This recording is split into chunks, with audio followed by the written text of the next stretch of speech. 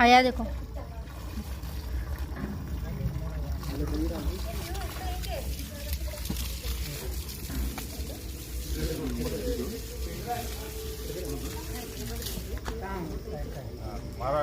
वेगवेगळ्या पद्धती आहेत साप पकडण्याच्या, पण हा एक असा साप आहे तो पाण्याला लवकर अट्रॅक्ट होतो. नंतर कित्येक साप पाण्यामध्ये अर्धा तासापेक्षा जास्त वेळ राहू शकतात, मोठाला नाग असेल तर. पण हा साप असा एक आहे आकर्षक होऊ शकतोय. एखाद्या मिनिटाच्या आत तो पाणी सोडल्यानंतर बाहेर आला, लक्षात घ्या. पण प्रत्येक वेळी ह्या ज्या गोष्टी आहेत त्या उपयोगी होतात किंवा खऱ्या ठरतात असंही होत नाही, लक्षात घ्या.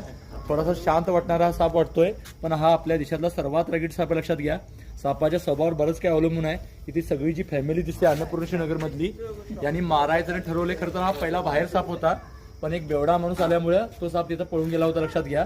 म्हणून आपण काळजी घेताना त्या सापावर त्या लोकांची पण घ्यावं लागेल असं म्हणावं लागेल. कारण बरेच लोक साप मारायचं